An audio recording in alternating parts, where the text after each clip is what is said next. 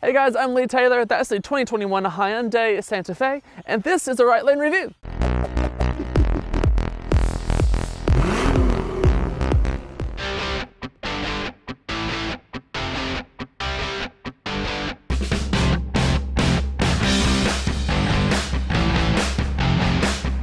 Hyundai's resurgence and evolution here in Australia has not gone unnoticed, offering updates and brand new platforms for nearly every nameplate on offer, including the new Santa Fe. The Korean market is working quite hard to bring the fight to all other mainstream competitors. So as we know, the SUV market in Australia is incredibly competitive, and even more so in this medium SUV segment. There's some massive hitters, the Toyota Kluge, Mazda CX-8, and the Volkswagen Tiguan. But to get into a mid-spec one of those, you're looking at about $60,000. So Hyundai decided to undercut the competition. Enter the brand new Santa Fe. So by undercut, I mean this car is 54.3 before on-roads, which means it's just under $60,000 here in Victoria, which puts it underneath the CX-8, the Kluge, and the Tiguan Allspace, which it directly competes with. Price-wise, it probably competes more directly with the 7-seat RAV4. Now, the RAV4, as you know, is one of my preferred SUVs in the SUV world in general at the moment, but it's a tad bit smaller on the inside than this Santa Fe. So it really just depends on what you're after. Around town, the car is pretty easy to live with. It is a larger vehicle, and it kind of fills its size, but it's very comfortable, and this new interior is fabulous to use. All the buttons fall easy to hand. It's got this fly-by wire, shift-by-wire system where you just press the buttons to get where you want to go, which takes a little bit of getting used to, but overall pretty good. It's easy to park, even though it's quite large. You get all the Hyundai Safety Sense suite of features, which is adaptive cruise control with lane keep assist and lane centering, blind spot monitors, forward collision warning, rear collision warning, cross traffic alert, all the good stuff. You don't get the blind spot camera in the Elite, but you can get it in the Highlander version, which has a few more options like heated seats and a panoramic sunroof. Now this particular car is the Elite, which is the mid-range model, and it's the 3.5 liter V6 option, which is 200 kilowatts, 330 newton meters of torque, all through an 8-speed gearbox, and it's front-wheel drive only for the V6s. So if you want an all-wheel drive option, you have to go for the 2.2 diesel, which is also a pretty decent engine, but me personally, I'm starting to move away from oil burners, in my personal opinion. Overall, it's very comfortable. It's easy to deal with. It's a little stiff, in my opinion. I think that Hyundai hasn't spent the time developing this car quite as well as they could have to feel good on Australian roads, particularly when one of the highlights of the Hyundai range is that they do feel at home on Australian roads, just not this one for whatever reason.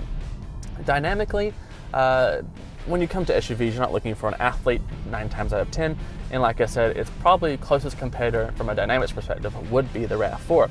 And the RAV4 seems a bit lighter on its feet, mainly because of the electric motor. So electric motor gives you a bit more instantaneous torque from the start when you put your foot down, and the suspension in the RAV is a bit more compliant and just seems a little bit more reactive. The steering in the Hyundai is a bit better, though it does change from mode to mode, and you have 4 different modes. Comfort, which is the standard setting, Eco for more economical drive, even though you're not going to get a ton more out of that in a 3.5 V6. Sport, so everything sharpens up a little bit, but not much. And then Smart, which kind of figures out what you want and apply accordingly. Smart's not that smart. I generally keep it out of Smart. I've said that before about the Hyundai drive modes. I just don't get the point of Smart. Sport's pretty good, and this V6 is okay. It could do with a more mid-range, but you can tell it's an older V6. It sounds great, and once you get the revs going, it pulls pretty well, and it's most of what anyone would need. The 8-speed gearbox is a little slow to react sometimes, but again, it's perfectly fine. So when you look at the Santa Fe as an overall package, it's kind of the good average SUV. And what I mean by that, it does everything pretty well, but nothing extraordinary, which is not a bad place to be for a family SUV.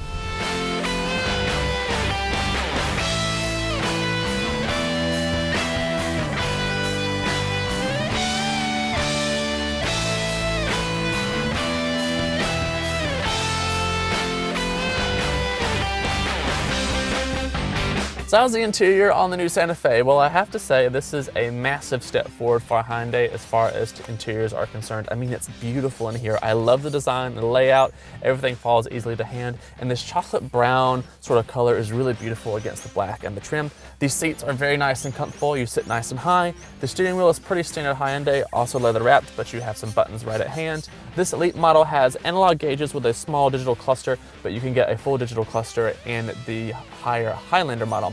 You also have Apple CarPlay and Android Auto plugged in through a Harman Kardon sound system, plenty of cubbies throughout for all the things you would possibly need to store, I mean tons of space, and you even have a spot to wireless charge your phone.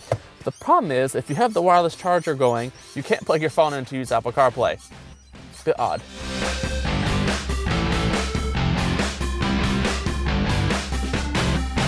So how's life in the back of the Santa Fe? Well, to start with, all the updates from the front of the interior move all the way to the back, including the third row. So you have this beautiful chocolate leather and plenty of good trimmings, tons of knee and leg room, plenty of head and shoulder room, and the seats incredibly adjustable, so you can get nice and comfy no matter where you're going. Plus you have a shade just in case, a couple of vents for aircon, a couple of USB points, plenty of pockets and door bins, cup holders in the middle, and if you need to throw people out back, the seats move forward rather quickly. Nice touch.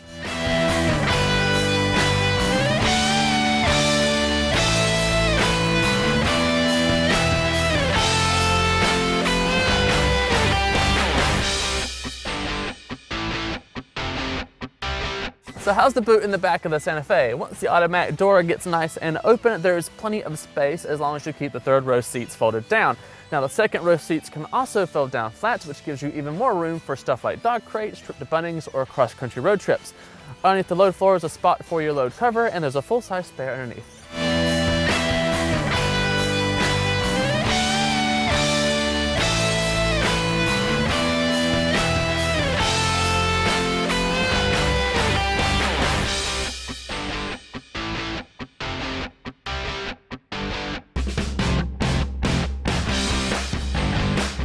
So what's the tops, bottoms, and final verdict on the 2021 Hyundai Santa Fe? Well, on the bottom are a few things to consider. One is, for me personally, the ride's a bit choppy and rough, and that's a bit odd considering how much tuning a Hyundai does locally. The 3.5 V6, while a good engine, is a bit thirsty around town. And overall, the styling is quite nice, but her face is a bit polarizing. So what's on top for the Santa Fe? Well, first things for me is the interior. It is a massive step forward from Hyundais of old, and it looks fantastic. Not to mention that the SUV overall is very well packaged and incredibly family friendly, and there's tons of space. You can easily get lots of things in and out of the car. It makes it very usable. So that's my final verdict for the 2021 Hyundai Santa Fe. Well, overall I think it is a very well packaged vehicle. It makes a pretty good mark on the medium SUV market. So if you want something that's really well priced and still pretty good against its competitors, definitely check it out.